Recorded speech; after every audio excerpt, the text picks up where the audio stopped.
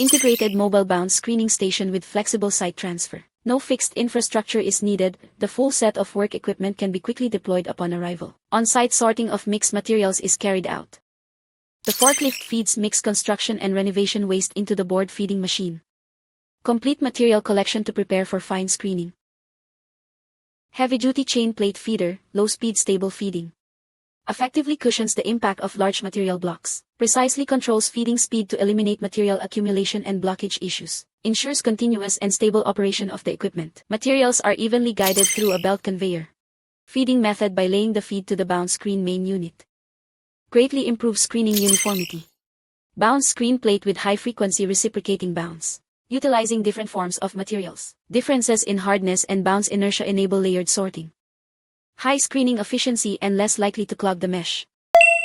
Hard plastics, wooden blocks, and other 3D heavy materials are discharged through dedicated discharge ports. Recyclable plastic film, paper, woven bags, etc. are flat. 2D light flat materials are discharged separately and processed centrally. Silt, fine aggregates, and other fine materials. Separated from the screen, it becomes high-quality recycled fine material. This mobile station completes loading in one stop, conveying multiple sorting operations.